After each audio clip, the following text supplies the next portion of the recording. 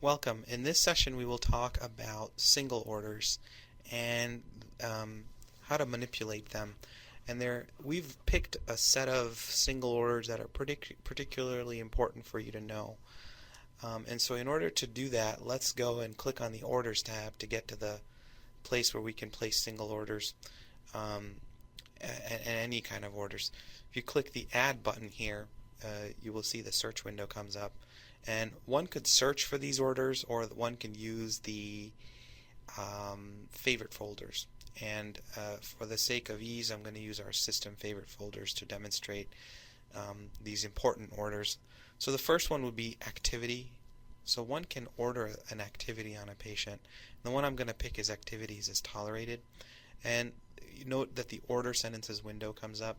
And it's very important for us to stick to order sentences and manipulate order sentences as opposed to selecting the none option. An order sentence helps us get to the helps us do CPOE better, faster, more efficiently. So this order sentence means start date, means today, and T means today, N means now, and with assist. So that means this is going to be an activity as tolerated that's going to start today, now, and it's going to be with assist. So click OK. And the next order that we're going to look for, I'm going to click the up arrow key to get to the root folder, and then we're going to select code status. Now I know you can search for code status, but you can also click on this nursing orders folder, left click on it once, and you see that these are typical nursing orders. So we're going to go down the list here. We're going to select code status. And notice when I left clicked once on code status, no order sentences window came up because there were no order sentences created for this order. However, for the next one, which is the communication order, order sentences open up. And to describe this, communication order is used to basically type a text-based phrase to the nurse or the unit secretary. And the phrase cannot include meds, labs, drips, IV fluids, any kind of other orderables that are there, radiology tests. They cannot be. They must be something like, please call me when family is at bedside, or it could be something like, please get outpatient medical records, something to that effect. So for here, you could select like crush oral meds, or you could simply select the none option here, where we can just simply type in what we want to communicate. So here's what we're going to do is, for this one we're going to select none, and we're going to type it in. So click OK. These orders are being added to the patient's profile. We just haven't seen them and we haven't signed them, and we will get to that next. So the next order we want to be very knowledgeable about is this discharge patient to order. This is literally the discharge order to discharge a patient from the hospital. And one should select home, but you could select nursing home and other options here. So I'm going to select home with no home care services. The next one we're going to select is discontinue. And this is important because that allows us to discontinue any order that is present. For instance, Foley that was placed in the OR, but there's no existing Foley order that you can right click and discontinue on. You'll just place a discontinue order. Just please discontinue Foley. It's an example. Discharge planning for within 24 hours is very important because it allows the right care services to be coordinated. Even if the patient doesn't get discharged, we encourage you to place a discharge planning order and define what is it that you would like to be available, because there is going to be a discharge in the next 24 to 48 hours. So it actually appropriately coordinates the services so that they can plan for a discharge. One can never go wrong by placing this order. There's a discontinue urinary catheter order, which is typical, and here you can define when you'd want that. Let's say we want that post-op day number 1, so we can select that order sentence. There is the various orders here: drain, discontinue. But we're going to pick the one that says transfer to down here. Transfer to means transfer the patient within the 4 walls of this hospital, and that does not mean transfer the patient outside the hospital to another facility. And so the order sentences here pretty much are described as T means today, N means now.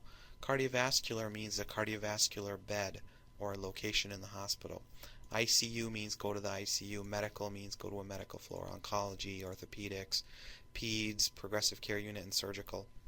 And then these series of yes, no, no's. We will define what they mean, but let's put the patient on a telemetry bed in a medical unit, and that yes means telemetry yes, and we'll see how that works in a few minutes. So I'm going to select yes, I'm going to click OK. And the next order to look at would be click up and then go to the respiratory orders section, where I would like to demonstrate two orders here: peak flow, and you could do a stat or a routine peak flow. Select a routine. The other one is a pulse oximetry at night. So that's called a pulse ox with nocturnal recording. And once you should select the start date tonight at 2100, which is the military time, and do it once. And so that is the pulse oximetry nocturnal order. And if you click done here, what's going to happen is I'm going to see a series of orders that I'm about to sign off. However, there are a bunch of questions that need to be answered. These little blue icons means each of these orders need additional details filled out. And so in order to see the details screen, I'm going to drag this details screen up, and I'm going to click on the very first order, which has the details to fill out. Alternatively, you could click 7 missing required details. Click on that, and it brings you to the very first order that requires details filled out. Now this is a code status order, and it's saying what code status are they, and I could say maybe I want a DNR, and notice up here on the screen the code status is actually left empty. As soon as we place this order, you will see the code status displayed up here as DNR. Currently a code hasn't been defined on this patient. Code status hasn't been defined, therefore it's empty. So now, this paper completed or not, every patient that comes in must have a DNR. If the patient is going to be DNR paperwork filled out. And you must document, did you fill out the paperwork, yes or no? And so we should honestly select no for no and yes for yes. So let's say we did fill it out, and we say yes here.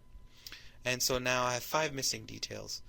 So I click on 5 missing details, and I see there's a discharge planning order. So here it says discharge planning within 24 hours. The order is going to be placed today and now. However, what are those instructions that we need for discharge? What are those things that we may need? Maybe for discharge planning we need wound care, home monitoring of wound. That's just an example. It's a free text option. One can continue to type further beyond what's displayed on this yellow box. So that's an example of something that we need for discharge. Now we have 5 missing details, so now it goes to 4. The next order that needs our attention is the communication order. This is the verbatim communication to the nurse. So maybe I want to type here, please call me when family is at bedside. It's a free text box. It should not include, once again, MADS, labs, radiology tests, consults. It should not include all of that. It only goes to the nurse, and it only tells a nurse a specific thing that we need them to know about and to perform an action on. Next is the discontinue order.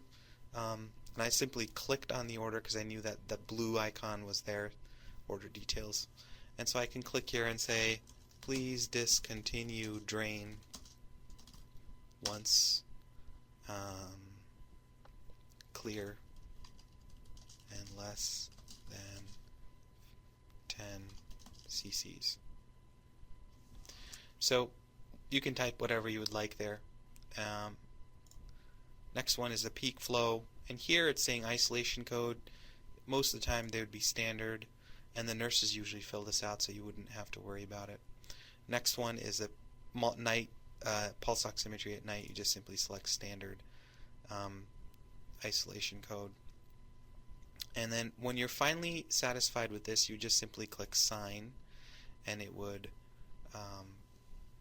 sign all those orders into place, and you'd click refresh and note they're ordered. And notice that since we placed the code status order for DNR, up here in the top right you see code status DNR put up in the banner bar. And so this concludes this single orders session. Thank you.